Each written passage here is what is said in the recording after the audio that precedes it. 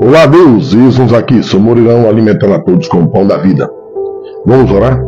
Espírito Santo de Deus, dá-nos entendimento, alimenta-nos com a tua palavra e nos encaminha sempre no caminho da verdade. Amém. Sempre obedeça a Deus, sempre obedeça aos mandamentos de Deus. Você sempre será pecador, você sempre irá pecar, mas Deus irá te proteger e te resguardar no paraíso. E não há no mundo sequer que não peque. Se assim o fosse, não existiria salvação.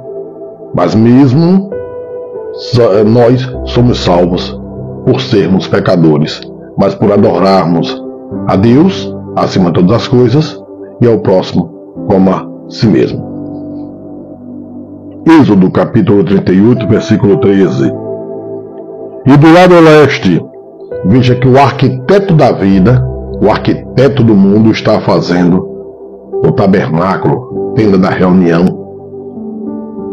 E ainda tem gente que quer reproduzir e quer melhorar uma coisa que é perfeita. Por isso que não tem parte com Deus. E do lado leste, a oriente, cortinas de 50 côvados. As cortinas de um lado da porta eram de 15 côvados, e as suas colunas 3, e as suas bases 3. E do outro lado da porta do pátio, e de ambos os lados, eram cortinas de 15 côvados, e as suas colunas 3, e as suas bases 3. Todas as cortinas do pátio ao redor eram de linho fino torcido, e as bases das colunas eram de cobre. E os colchetes das colunas e as suas molduras eram de prata. E o revestimento dos seus capitéis era de prata. E todas as colunas no pátio eram cingidas de prata. E a coluna da porta do pátio era de obra de bordador, de azul e de púrpura e de carmesim e de linho fino torcido. E o comprimento era de 20 côvados, e a altura, na largura, de 5 côvados, conforme as cortinas do pátio. E as suas 4 colunas e as suas 4 bases eram de cobre, os seus colchetes de prata e o revestimento dos seus capitéis, e as suas molduras também de prata. E todas as estacas do estabelecimento e do pátio ao redor eram de cobre. Esta é a enumeração das coisas usadas no tabernáculo do testemunho, que por ordem de Moisés foram contadas para o ministério dos levitas, por intermédio de Itamar, filho de Arão, o sacerdote. Fez, pois, Bezalel, o filho de Uri, filho de Ur, da tribo de Judá, tudo quanto o Senhor tinha ordenado a Moisés. E com ele a Oliabe, filho de Aizarmaque, da tribo de Dan, um mestre de obra e engenheiro artífice, e bordador de azul, em púrpura, em carmesim e em linho fino. Todo o ouro gasto na obra, em toda a obra do santuário, a saber, o ouro da oferta foi 29 talentos e 730 ciclos, conforme ao ciclo do santuário. Veja aqui que isso aqui foi o povo que doou para a obra de Deus. Mas quando se encheu, se excedeu, pronto, cessou. Hoje em dia, as igrejas sangram o fiel. O fiel sem condições nem é ajudado pela igreja, e a igreja toda hora dinheiro, sangrando o povo. Não faz isso aqui, o que Deus mandou.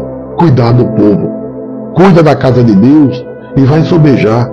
E isso aí você mantém a casa de Deus e ajuda o povo. E a prata dos arrolados da congregação foi 100 talentos e 1.775 ciclos, conforme o ciclo do santuário. Um beca por cabeça, isto é, meio ciclo, conforme o ciclo do santuário.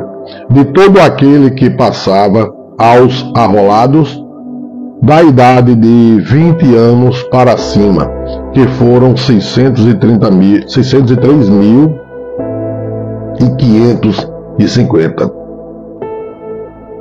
E houve 100 talentos de prata para fundir as bases do santuário e as bases do véu. Para as 100 bases de 100 talentos, um talento para cada base. E 2.665 ciclos fez os colchetes das colunas, e cobriu os seus capitéis, e os cingiu de moldura. E o cobre da oferta foi 60 talentos, e 2.400 ciclos. E dele fez as bases da porta da tenda da congregação, e o altar de cobre, e o crivo de cobre, e todos os utensílios do altar, e as bases do pátio ao redor, e as bases da porta do pátio, e todas as estacas do tabernáculo, e todas as estacas do pátio ao redor. 39, capítulo 39. Fizeram também as vestes do ministério para ministrar o santuário de azul e de púrpura e de carmesim. Também fizeram as vestes santas para Arão, como o Senhor ordenara a Moisés. Assim se fez o éfode de ouro, de azul, de púrpura e de carmesim e de linho fino torcido. E estenderam as lâminas de ouro e as cortaram em fios para tecê-los entre o azul e entre a púrpura e entre o carmesim e entre o linho fino, com trabalho esmerado. Fizeram-lhe ombreiras que se ajuntavam e uniam-se em suas duas pontas, e um cinto de obra esmerada do éfode que estava sobre ele, formava com ele uma só peça, e era de obras semelhante de ouro, azul, e de púrpura, e de carmesim e de linho fino torcido, como o Senhor ordenara a Moisés. Também prepararam as pedras de ônix engastadas em ouro, lavradas com gravuras de um selo, com os nomes dos filhos de Israel, e as pôs sobre os ombreiros do éfode, por pedras de memória para os filhos de Israel, como o Senhor ordenara a Moisés. Fez-se também o peitoral de obra de artífice, como a obra do éfode, de ouro, de azul, e de púrpura, e de carmesim, e de linho fino torcido. Quadrado era, duplo fizeram o peitoral. O seu comprimento era de 1 palmo, e a sua altura de 1 palmo dobrado. E engastaram nele 4 ordens de pedras, uma ordem de um sárdio, de um topázio e de um carbúnculo. Esta era a primeira ordem. E a segunda ordem era de uma esmeralda, e de uma safira, e de um diamante. A terceira obra era de um jacinto, de uma ágata e de uma ametista. E a quarta ordem era de um berilo, de um ônix e de um jaspe, engastadas em engaste de ouro. Estas pedras, pois, eram segundo os nomes dos filhos de Israel, 12 segundo os seus nomes, como gravuras de selo, cada uma com o seu nome segundo as 12 tribos. Também fizeram para o peitoral cadeiazinhas de igual medida, obra de ouro puro trançado. Para você ver como é que Deus faz tudo perfeito, e o homem quer modificá-lo. Não mexa na obra de Deus, não mexa no que Deus mandou você fazer. O arquiteto deixa tudo perfeito.